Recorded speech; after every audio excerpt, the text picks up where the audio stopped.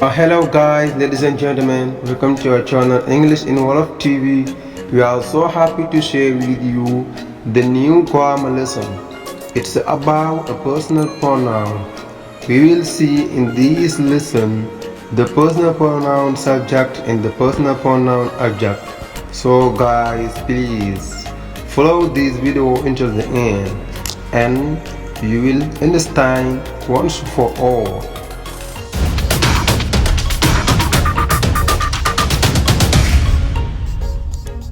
waaw kon gars yi kon comme ni nga ko waxee ci introduction bi rek noonu lañ ko defee di leen nuyu bu baax a baax di leen dalal ak jàmm ci chaîne bii di English in Wolof TV ñu ñëw nag ci leçon grammaire bu am solo mu nekk les pronoms personnels subject ak li ñuy wax pronom personnel object kon di ñëw tàmbali leçon bi léegi ñëw ci les pronoms personnels subject.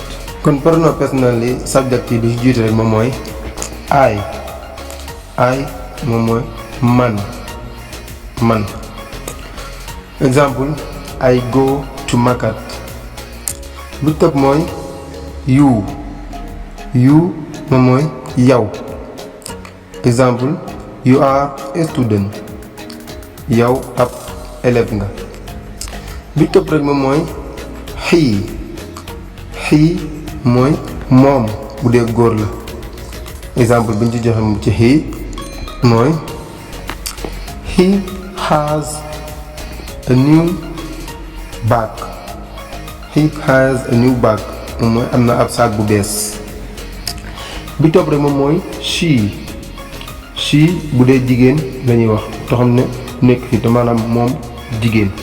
she exemple bi ñu ciy joxe rek moom mooy she is dancing moom mooy dafa nekk di fecc. bi ci topp rek moom mooy it bu fekkee ne ab bàyyi moom la wala ab loo xamante ni si mënut a wax maanaam amul mënut a nooy daal kon boobaa la ñuy utiliser it exemple biñ ci joxe rek moom mooy exemple biñ ci joxe mooy it likes fruits maanaam nga am ab xaj boo xam ne dafa bëgg fruits yu bari. nga ne ko it likes fruits mais dafa bëgg fruits. bi ci topp rek moom mooy we mooy ñun exemple bi ci joxe rek we are traders mooy ñun ay commerçant lañ waaw.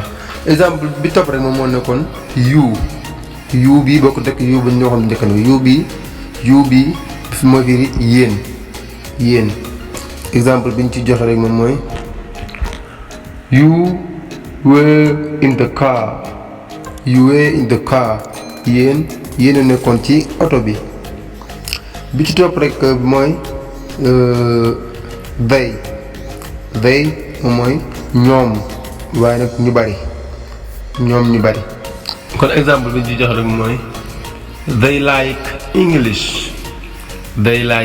English mooy ñoom dañoo bëgg anglais.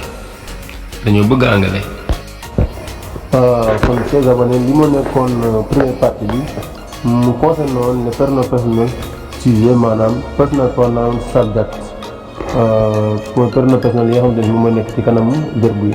kon ñu ngi leen di ñaan ngeen taaxee beneen partie bi mu ñëw gën a leeral lan mooy les pronoms personnels complément maanaam personal pronoun object. di leen ñaan ngeen abonné bu baax a baax partager vidéo seen xarit bi di leen jaajëfal ñëpp beneen incha allah jërë ngeen jëf.